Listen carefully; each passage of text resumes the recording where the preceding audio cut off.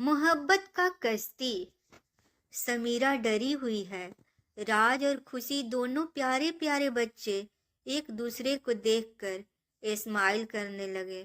उन्हें इस तरह से बातें करते देख समीरा भी स्माइल करने से खुद को रोक नहीं पा रही थी। मुस्कुराते हुए उसकी नज़र सौर से टकरा जाती है, जो उसकी तरफ ही देख रहा होता है। यह देखकर समीरा दूसरी तरफ देखने लगती है। अब आगे राज के चेहरे पर आज एक अलग ही खुशी झलक रही थी। सौर यह नोटिस कर रहा था कि उसके आने पर भी वह जितना खुश नहीं हुआ था, आज बहुत ज्यादा खुश नजर आ रहा था। इसकी वजह समीरा ही थी। राज ने बहुत इंजॉय किया। फिर तीनों स्कूल से घर की तरफ जाने लगे। कार में बैठने के बाद सौर्य राज की तरफ देखते हुए बोला, तो आज मेरे क्यूट बॉय ने मजा आया। राज अपनी प्यारी प्यारी आवाज से बोला, यस डैडी, मुझे बहुत बहुत सारा मजा आया। यह कहते हुए वह अपने हाथों से भी बता रहा था कि उसे कितना मजा आया। उसकी यह क्यूट हरकतें देखकर समीला स्माइल करने लगी।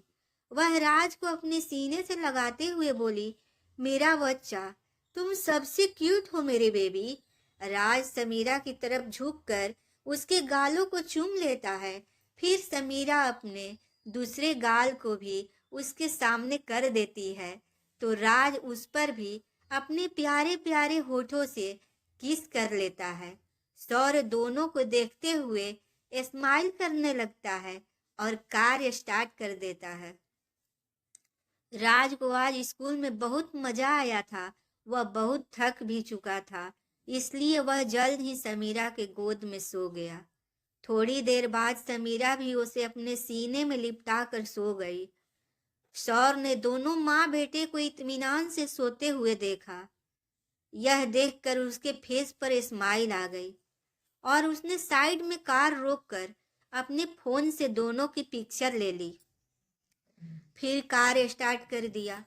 थोड़ी देर तक सब ठीक ही रहा, पर तभी सौर को कुछ खटका। वह थोड़ी देर से गौर कर रहा था कि एक कार उसकी कार के पीछा कर रही है। उसने तुरंत अंश को अलर्ट कर दिया। अंश ने अपने बॉस का ऑर्डर फॉलो करते हुए तुरंत बॉडीगार्ड से भरे 4 कारें सौर के पास भिजवा दी। सौर का शक बिल्कुल सही था। थोड़ी ही देर में उसकी कार पर फायरिंग होनी शुरू हो गई, पर कार बुलेट प्रूफ होने की वजह से गोलियां अंदर तक जाकर उन्हें हार्म नहीं कर पाई। पर गोलियों की तेज आवाजें बड़ी जोरों से सुनाई दे रही थी, जिससे समीरा की नींद खुल गई। वह फायरिंग देखकर तो डर के मारे कांप गई। उसने अपनी रियल लाइफ में पहली बार फायरिंग देख रही थी, पर शौर्य को यह सब नॉर्मल ही था। पर आज थोड़ा टेंस भी था, क्योंकि उसकी वाइफ और बच्चा भी उसके साथ थे। समीरा को इस वक्त बहुत ज्यादा डर लग रहा था। राज तो डर के मारे रोने लगा था। समीरा ने उसे जैसे तैसे संभाला और अपने सीने में छिपाकर खुद भी अपने आप को संभालने लगी। तभी सौर के बॉडीगार्ड से भरी 4 कारें वहां आ गई और इस सिचुएशन को हैंडल करने लगी। थोड़ी ही देर में उसने सामने वाले आदमियों की कारों को बुरी तरह से डैमेज कर दिया और उन्हें मौत के घाट भी उतार दिए। सौर की कार भी बहुत ज्यादा डैमेज हो चुकी थी। इस हमले से सौर का चेहरा पूरी तरह डार्क हो गया। यह देखकर यह लग रहा था कि यह अटैक जिस किसी ने भी करवाया है वह उसे छोड़ेगा नहीं। वह कार से बाहर आया। समीरा अभी भी बहुत डरी हुई थी। वह राज को अभी भी अपने सीने में छिपाए हुए एक माँ की तरह प्रोटेक्ट कर रही थी। सौर ने उतरकर उनकी तरफ डोर ओपन किया और दोनों को संभालते हुए कार के बाहर उतार लेता है। राज अभी भी शांत हो चुका था, पर समीरा अभी भी सहमी हुई थी। यह देखकर सौर राज को उसकी गोद से ले लेता है और एक हाथ में राज को गोद में लिए हुए और दूसरे हाथ से समीरा के बाहों को साइड से पकड़कर दूसरी तरफ ले जाता है। 5 मिनट के अंदर एक दूसरी कार वहां आ जाती है। सौर राज और समीरा को लेकर बैक सीट में बैठ जाता है। इस वक्त राज समीरा के गोद से में लिपटा हुआ होता है। सौर समीरा को अपने एक हाथों से साइड से पकड़ा हुआ होता है। सौर की कार सिंघानिया मैंसन की तरफ जाने लगती है। थोड़ी ही देर में दोनों घर पहुंच जाते हैं। घर पहुंचने के बाद मोहित नोटिस करता है कि समीरा बहुत डरी हुई है। वह सौर और समीरा के पास जाता है। सौर सोए हुए राज को समीरा के गोद से लेकर एक केयर टेकर रानी जी को उसके कमरे में सुलाने के लिए दे देता है।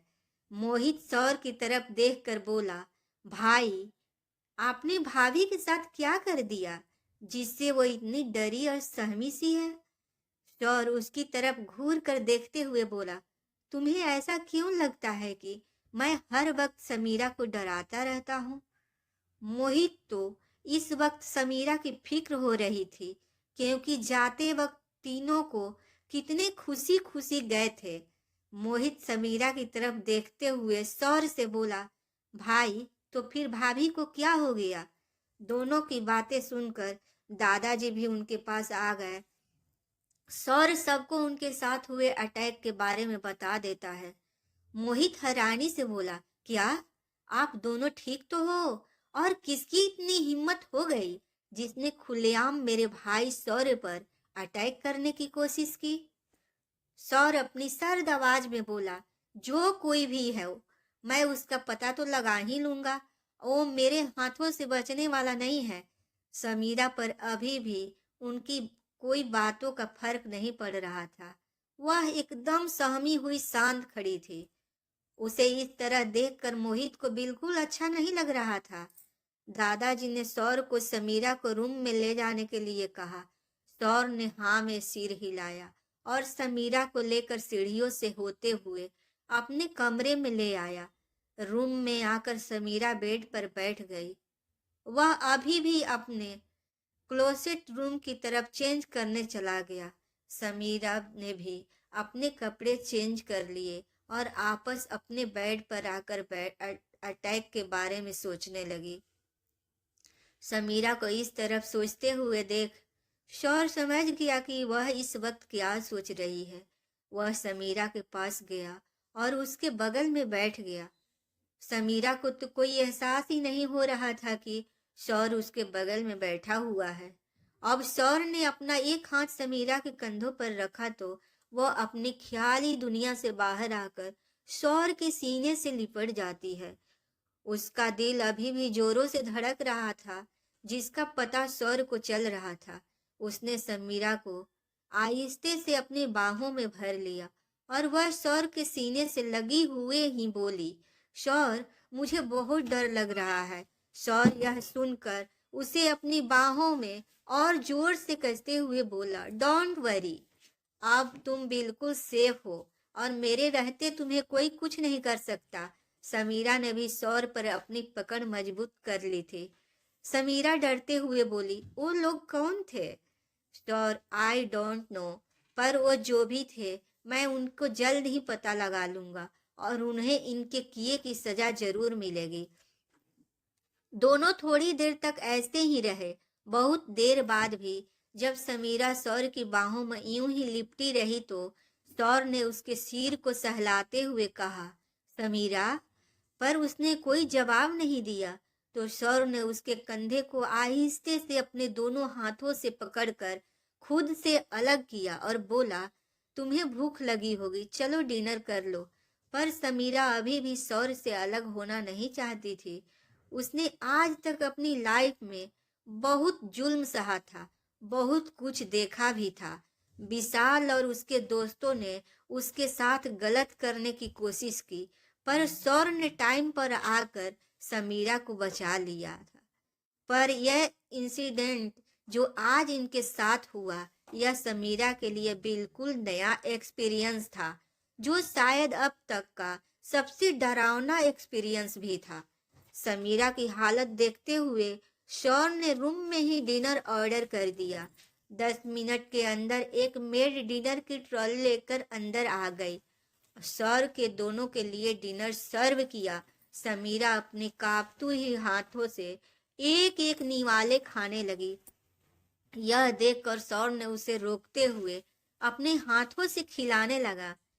समीरा को किसी और के हाथ से खाना खाने हुए एक अरसा हो गया था। लास्ट बार उसने अपनी माँ के हाथों से ही खाना खाया था।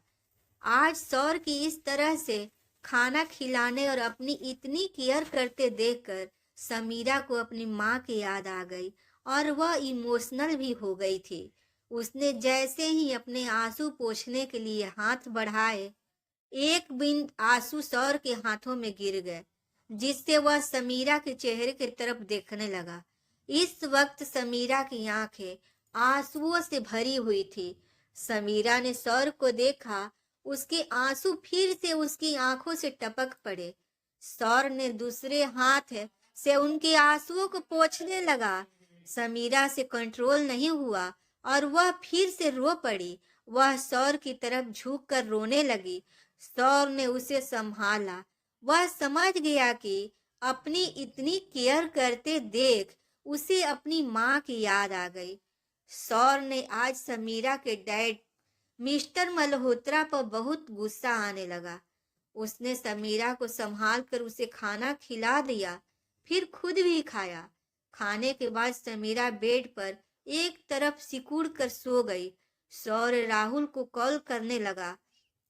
Rahul, hello boss. सौर ऑडिटिंग टोन में, पता करो कि आज के अटैक के पीछे किसका हाथ था। Rahul, okay boss. सौर ने कॉल डिस्कनेक्ट कर दिया और बालकनी की रेलिंग में थोड़ी देर तक अपने हाथ टिकाकर यूं ही खड़ा रहा। वह सोचने की कोशिश कर रहा था कि आज के अटैक के पीछे क्या वजह रही होगी। आज के अटैक के पीछे किसका हाथ था, जानने के लिए पढ़ते रहिए मोहब्बत का कश्ती और बने रहिए कहानी पर।